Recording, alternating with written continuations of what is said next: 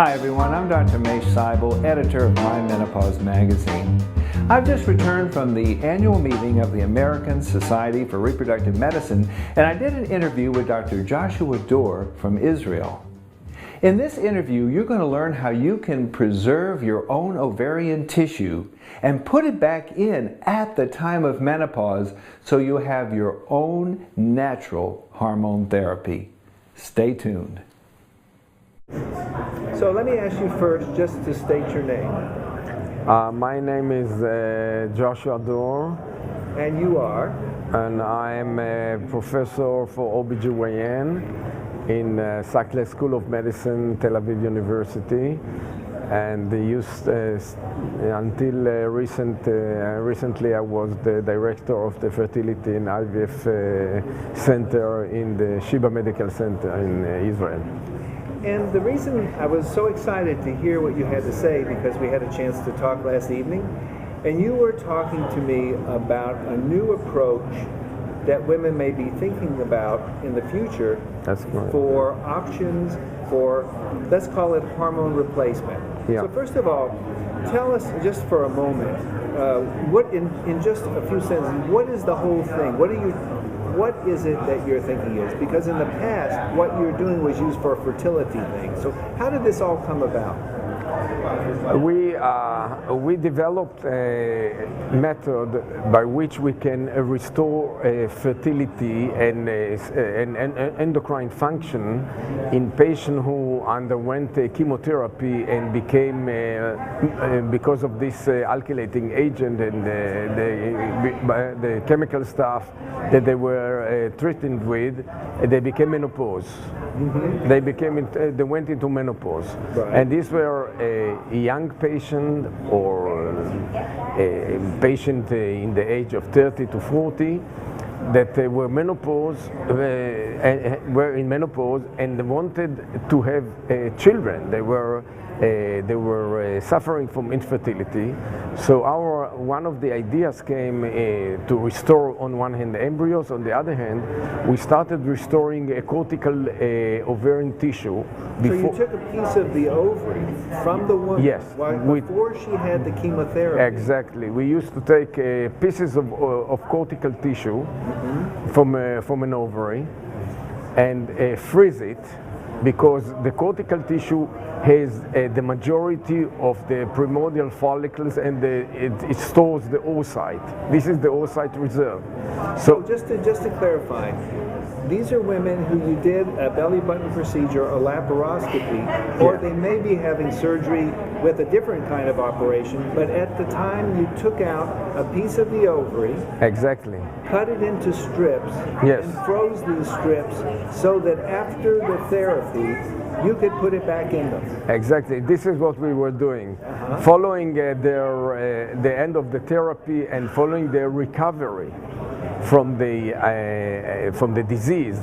These were mainly oncological patients. They came back to us and said, now we want to restore our fertility with the pieces of the ovary that you kept for us.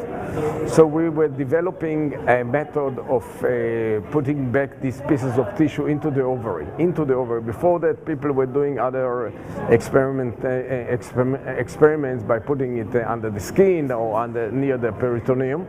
And surprisingly, the ovary got back its function. So they were coming back from a menopause and started having their own menstruation with because of those follicles that primarily were there started developing, and they restored the ovarian function. So this is the function of the ovary to now start making eggs and estrogen again. And estrogen. They resume menstruations, and they were maturing oocytes. So we could use these oocytes without any additional support from an endocrine point of view, and they were conceiving with these oocytes. And further on, even after delivery with the first child with the with the help of IVF. The second child came without any help. They were menstruating, ovulating, and they forgot that they were menopausal before. And you put this, this was published in a very good journal. This was published in the New England Journal of Medicine. And nowadays, when we are attending this meeting, there are already 30 pregnancies, of which half were spontaneously conceived following this technique.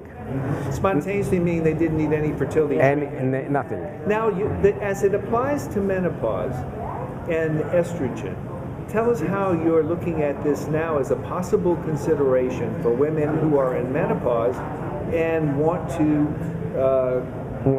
continue without going into menopause. Yeah, so what we were following this patient, and we saw that the ovarian function and endocrine function of the ovary continued following the transfer of these pieces even 3 to 4 years later.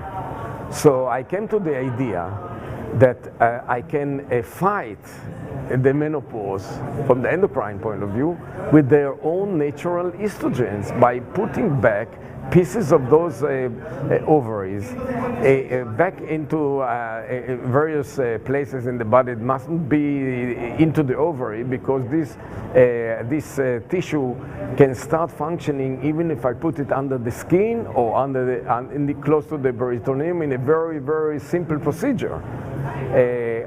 And I'm saying that if I take when a patient or a woman will be like at the age around, let's say around 35, still have a very function ovaries, I'll make a laparoscopy, which is a very minimal procedure, take a piece of the ovary, which will not impair her function, ovarian function anyways, keep it frozen, and when she gets to feel close to menopause, I can take this tissue, I can